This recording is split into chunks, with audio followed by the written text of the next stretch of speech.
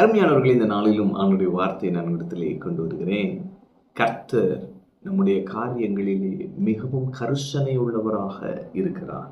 தானியேல் 6:28 பார்க்கிறோம். தரியுவின் ராஜ்யபார காலத்திலும் பெர்சியனாகிய கோரேசுடைய ராஜ்யபார காலத்திலும் தானியேலின் காரியம் ஜெயமாயிருந்தது. தானியேலின் காரியம் ஜெயமாயிருந்தது. எப்ப எந்த ராஜா வந்தாலும் ஆமென்.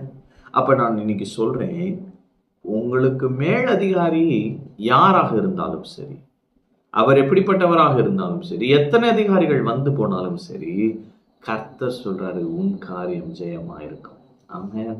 பிரதர், அவங்களோட வந்த நோக்கமே என்னைய தூக்குறது, அது பிரச்சனையே இல்லை பிரதர். இங்க பாருங்க, தானியேல சிங்கக்கபியில போட்டுட்டான் தரிய ராஜா.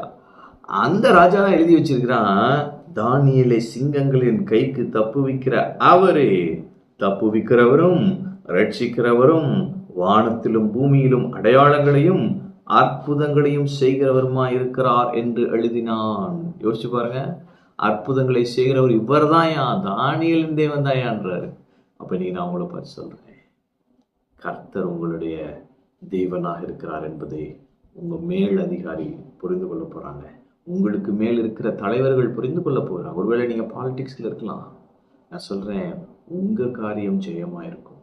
நீங்க யோசேப்பு வாழ்க்கையில பார்த்தா கூட, அவன் போத்திபார் வீட்டில் இருக்கிறான், வேலைக்காரனா இருக்கிறான், எபிரேய அடிமையா இருக்கிறான். ஆனால் அவன் காரியம் வாய்த்தது. கர்த்தர் அவன் காரியத்தை வாய்க்க பண்ணினார் என்பதை அவன் அறிந்து கொண்டான்.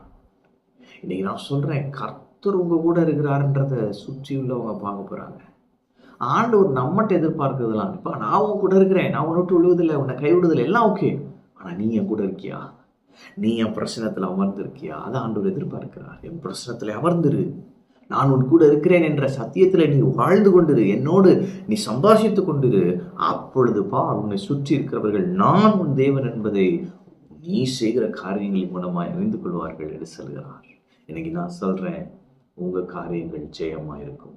கர்த்தர் உங்கள் காரியத்தை வாய்க்க பண்ணுவார். நீங்கள் பெரிய பெரிய காரியங்களை செய்வீர்கள். தேவனுக்காக பெரிய சாட்சிகளாய் நிற்பீர்கள். ஆமென். கர்த்தர் உங்களோடு இருக்கிறார். கர்த்தர் உங்களை ஆசீர்வதிப்பார்.